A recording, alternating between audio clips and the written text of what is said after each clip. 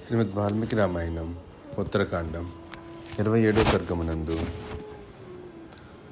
రావణుని రాకకు భీతిల్లిన ఇంద్రుడు శ్రీ మహావిష్ణువును శరణుచొచ్చుట, ఆ దుష్టుణ్ణి నేనే చంపుదును, ప్రస్తుతము మీరే అతనితో యుద్ధము అనర్పుడు అని శ్రీహరి ఇంద్రునితో అనుట, ఆ దేవాసుర యుద్ధంలో సుమాలి మృతురొకట గురించి వివరింపబడినది. మిగుల తేజస్వియు దశగ్రీవుడు అయిన ఆ రావణాసురుడు కైలాస పర్వతమును దాటి ఇంద్రలోకమునకు బయలుదేరిను. అన్ని వైపుల నుండి రాక్షస సైన్యములు దేవలోకమును సమీపించుచుండగా వెలువడిన కోలాహల ధ్వనులు మదింపబడుచున్న సముద్ర ఘోషను తలపింపచేసెను. రావణుడు సురలోకమును ఆక్రమించుటకు ససైన్యముగా వచ్చినట్లు విని ఇంద్రుడు కలవరపడుచు ఆసనం నుండి లేచెను. పిమ్మట అతడు అచట చేరియున్న సకల దేవతలను, ఆదిత్యులను, వసువులను, రుద్రులను, విశ్వేదేవతలను, సాధ్యులను, మరుద్గణములను ఉద్దేశించి, దురాత్ముడైన రావణుని మీదకు యుద్ధ సన్నుద్ధులు కండు అని ఆదేశములను ఇచ్చెను. ఇంద్రుడు ఇట్లు ఆజ్ఞాపించిన వెంటనే రణమనొచ్చుటలో ఇంద్రునితో సమానులు మిగుల బలశాలు అయిన దేవతలు మున్నగువారు కవచాదులను ధరించి ఉత్సాహముతో యుద్ధ సన్నద్ధులైరి. మహేంద్రుడు రావణుని రాకకు మిక్కిలి భీతిల్లెను. అంతటా అతడు విష్ణువు కడకు వెళ్ళి ఆ స్వామికి దైన్యముతో ఇట్లు విన్నవించుకొనెను. శ్రీ మహావిష్ణు, ఆ రావణాసురుడు సురలోకంపై దండెత్తి వచ్చుచున్నాడు. అతడు మహావీరుడు, గొప్ప బలపరాక్రమములు గలవాడు. ఇప్పుడు నేను ఏమి చేయవలెను? ఇతడు బ్రహ్మదేవుని వరముల ప్రభావమున మిక్కిలి బలవంతుడాయెను. లేనిచో ఇతడును సామాన్యుడే. బ్రహ్మదేవుని వచనములను వ్యర్థం కానీయరాదు కదా. ప్రభు, నీ బలమును ఆశ్రయించి నముచి వృత్తాసురుడు, బలి, నరకుడు, శంబరుడు మున్నగు రాక్షసులను నేనే దగ్ధమనుచితిని. అట్లే ఇప్పుడు ఈ రావణుని చంపు ఉపాయమును తెలుపుము. దేవాదిదేవ మధుసూదన, నీవు పరాత్పరుడవు. ఇప్పుడు నీవే మాకు దిక్కు.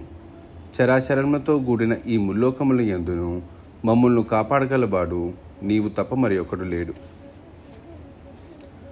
శ్రీమన్నారాయణ, నీవు లక్ష్మీపతివి, శాశ్వతుడవు. సృష్టికర్త అయిన బ్రహ్మదేవుడు నీ నాభి కమలము నుండే ఆవిర్భవించెను. ఈ లోకములను అన్నిటినీ స్థాపించిన వాడవు నీవే. ఇంద్రుడినైన నన్ను నీవే సురపతిని గావించితివి. స్థావర జంగములతో కూడిన ఈ లోకములను నీవే సృజించితివి.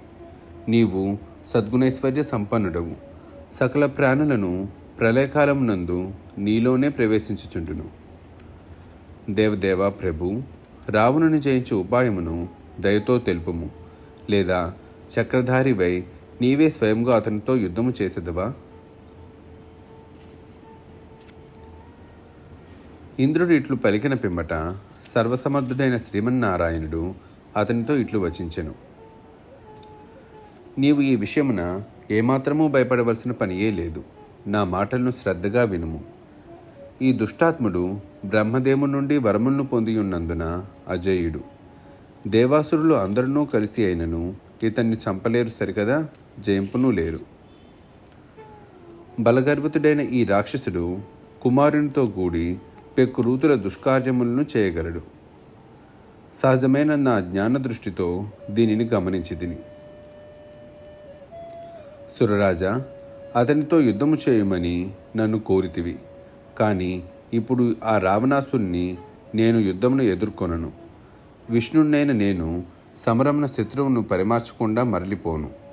అతడు ప్రస్తుతము వరముల వలన సురక్షితుడు కనుక ఇప్పుడు నీ కోరిక నెరవేరుట దుర్లభము. 100 యజ్ఞములను ఆచరించిన దేవేంద్రుడా, ఇదిగో నీ ముందే వాగ్దానము చేయుచున్నాను. సమయం ఆసన్నమైనప్పుడు నేనే ఈ రాక్షసునకు మృత్యుకారకుడును అయ్యెదను. రావణుని చావు దగ్గర పడిన పిమ్మట ఇతన్ని ఇతని పరివారములను నేనే హతమార్చెదను. దేవతలకు ఆనందమును గూర్చెదను. శచీపతి దేవరాజా, వాస్తవములను నీ ముందు వెల్లడించి తిని.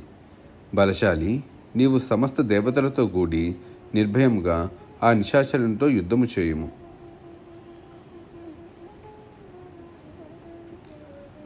అనంతరము రుద్రులు, ఆదిత్యులు, వసువులు, మరుద్గణములు, అశ్వినీ కుమారులు మొదలగు దేవతలందరూ యుద్ధ సన్నద్ధులై రాక్షసుని అతని సైన్యములను చుట్టుముట్టుటకై అమరావతి నుండి బయలుదేరిరి. ఇంతలో రాత్రి గడిచిపోవుచుండగా యుద్ధమునకే సిద్ధముగానున్న రావణుని సైన్యము నుండి సమరోత్సాహ కోలాహల ధ్వనుల వలన ఒక మహాశబ్దము అన్ని వైపుల నుండి వినబడెను.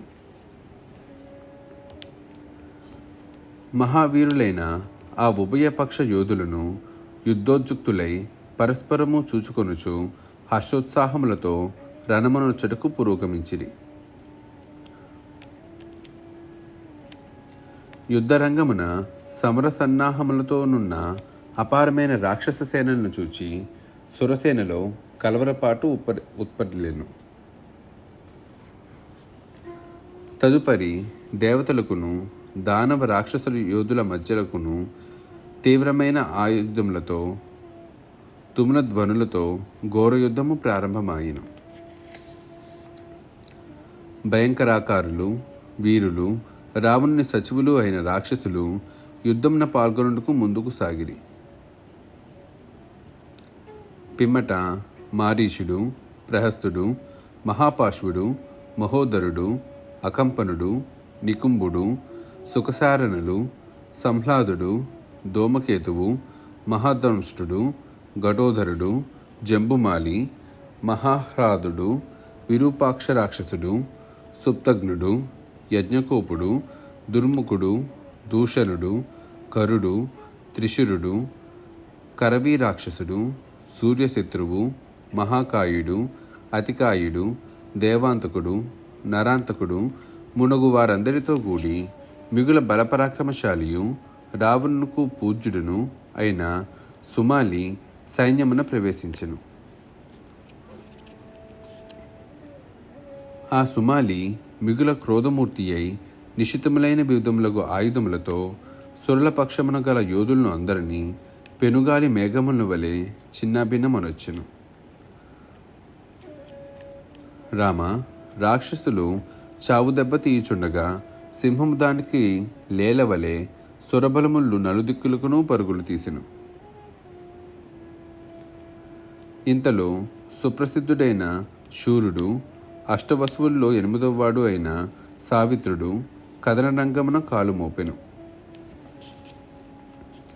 పిమ్మట అతడు నానా విధములకు ఆయుధములను చేబూని సమరసన్నద్ధులై ఉన్న సైనికులతో కూడి రణోత్సాహముతో ఒప్పుచు సింహము క్షుద్ర మృగములను వలె రాక్షసులను చీల్చి చెండాడుచుండెను.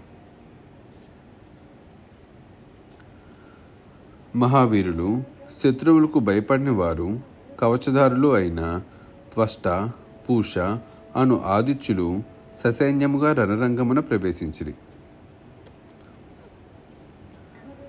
యుద్ధముల యందు వెన్నుచూపని రాక్షసుల యొక్క ప్రశస్తి దేవతల యొక్క క్రోధమును ఇనుముడింపచేయుచుండెను.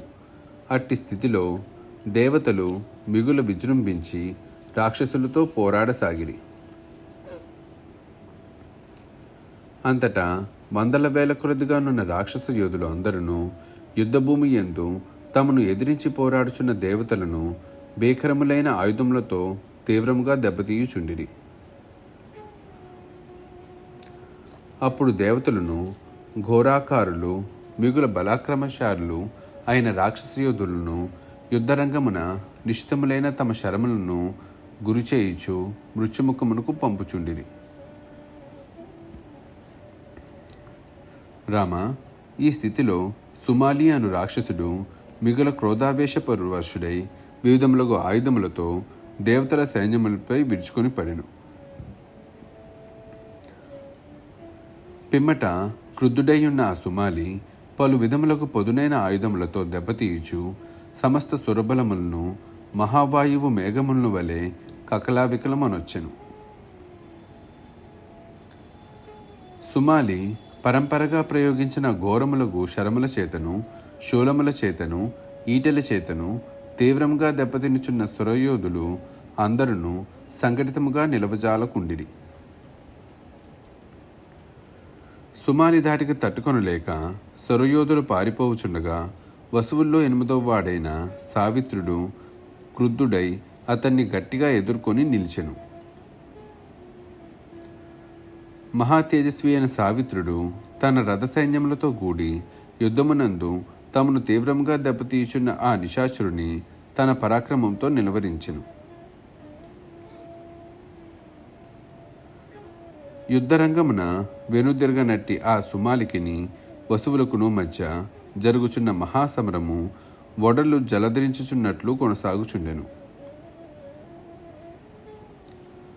అనంతరము మిగుల మహాత్ముడైన ఆ వసువు అవిచ్ఛిన్నముగా ప్రయోగించిన శరముల దాటికి తీవ్రముగా దెబ్బతిన్న ఆ సుమాలి యొక్క పన్నక రథము ముక్కలు ముక్కలై క్షణములో నేలపాలాయను. అసంఖ్యాకములైన తన బాణముల దెబ్బకు ఆ సుమాలి రథము శిథిలమై పోయిన వెంటనే సావిత్రుడు ఆ రాక్షసును వధించుటకై గదను చేబూనెను. కొనల కాంతులతో మిరుముట్లు గొలుపుచు యముని కాలదండముతో సమానమైన ఆ గదతో ఆ వసువు సుమాలి మాడుపై చావు దెబ్బ తీసెను.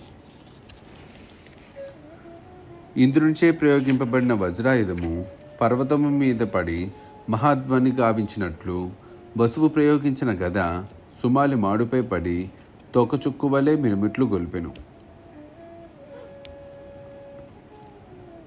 సమరరంగమున ఆ గదాధాటము దాటికి సుమాలి దేహము నుగ్గునుగ్గయ్యెను.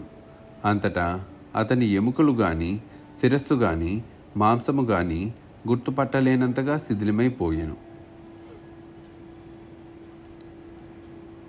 సుమాలి సమరరంగమున నేలపాలగుట చూచి ఆ రాక్షసులందరూ ఒక్కొమ్ముడిగా తోడివారికి వినబడినట్లు గగ్గోలు పెట్టుచు ఎటువారటు ఆయా దిక్కులకు పారిపోయిరి.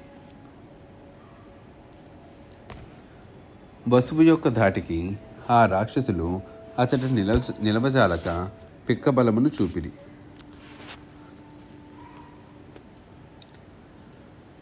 వాల్మీకి మహర్షి విరచితమై ఆదికావ్యమైన శ్రీమద్ రామాయణం నందలి ఉత్తరకాండమునందు 27వ సర్గము సమాప్తం.